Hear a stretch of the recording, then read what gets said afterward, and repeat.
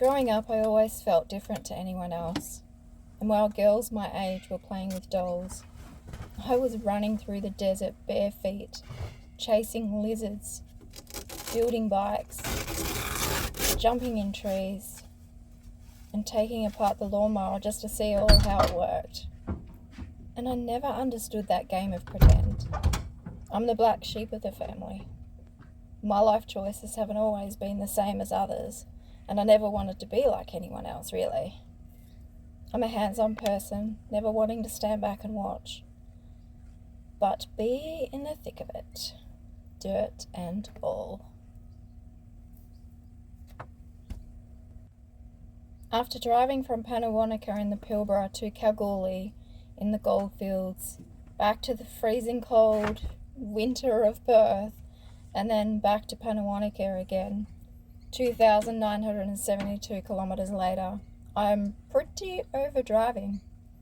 So this has been a really nice change. To be at my daughter's place, to look after the animals while they go to Perth for a bit of a break. This has actually been the first time I've been in a house by myself.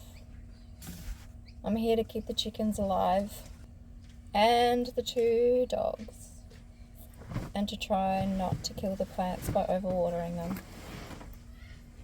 Pannawonica has been my slow down place, somewhere that I truly love to visit and love exploring the backyard. This is giving me the perfect opportunity to clean out and wash everything in the van and repair some of the other items that I've just turned a blind eye to for such a long time.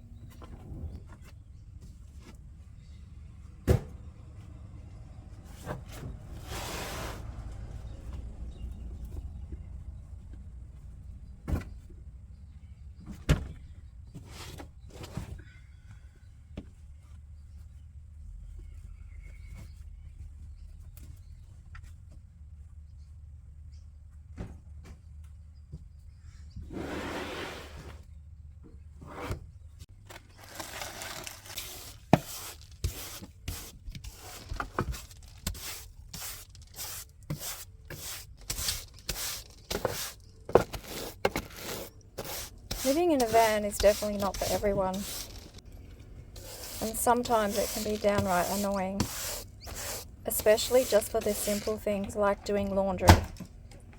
You're relying on other people to use their washing machines, or you're trying to find a laundromat that's half decent that can wash your clothes.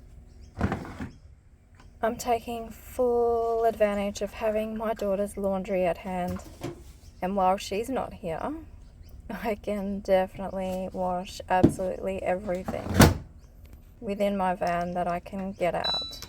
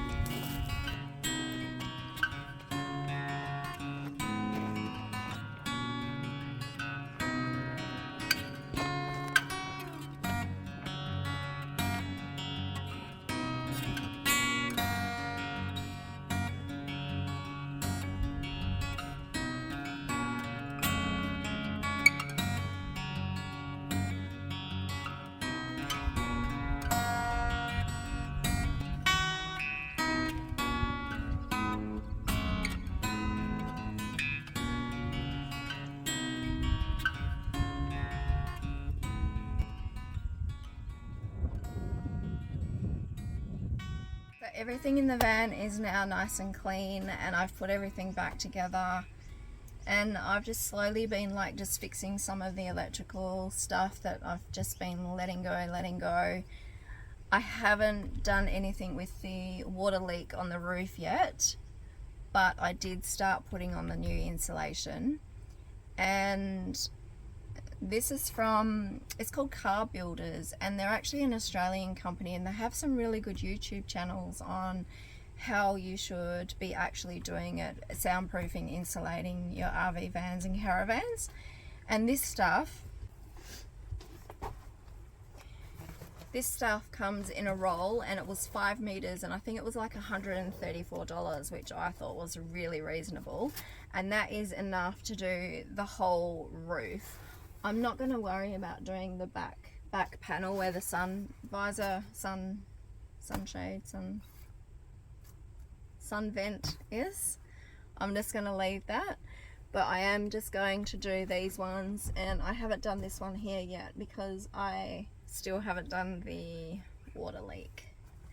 But it comes all in a massive roll, and you can cut it just with normal kitchen scissors, and it's actually got like a sticky back, and that like was so easy for me to do, just me. I just like pulled a little bit off and then stuck it on, and then kept pulling it and sticking it, which made it so much more easier.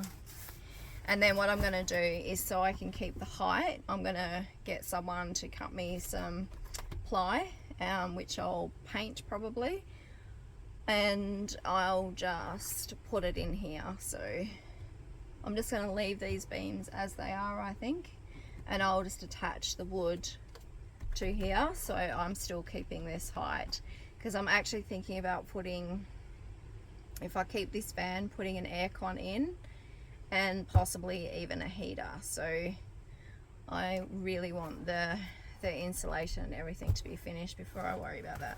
I also purchased a kettle, and check this out, it's a little pop-up kettle, and it's just like, I think it's silicone, maybe, I don't know, but it's nice and soft with a real easy little lid to put, you know, your coffee in. It probably does about 4 coffees maybe, and you just pop it into your normal power point.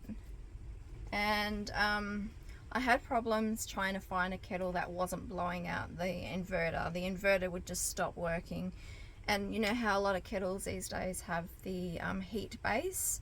I think it had something to do with that, whereas this one, I've had no problems with it, with the inverter whatsoever.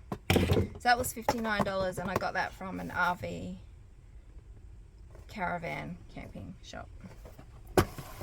The other thing I got, which I can't believe has taken me so long to get, is a coffee grinder. So normally I would go to my favorite coffee shop, Yahava, or they actually send me the beans wherever I am.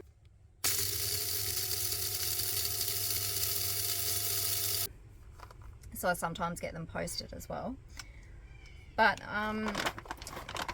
this has made the coffee just taste so much more better, because I think like I was getting it ground for a plunger, and the coffee beans were going a bit yuck.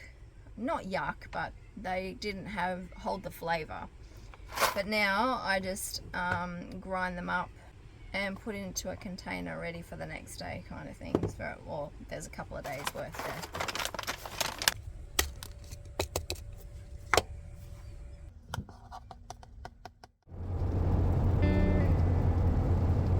Choices come and choices go.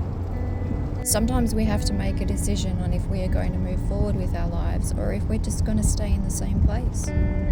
This is it. I'm back on the road to start a new chapter. After driving all the way to Kalgoorlie and back to Pannawonica, I decided I didn't want that job, and I planned to start heading further north towards Broome and just see what happens. Then a phone call later, I accepted an admin role on a lithium mine in the goldfields. I'm a believer that when things align, it's the right direction you're meant to be going in. I wanted a job that paid well, and it's still working on the lines. I I just didn't want to clean another damn toilet. I hadn't applied for this role, and they contacted me, and it just felt right. So this is me, driving back to Perth with only a day to spare before I'm back on a plane to start a new job.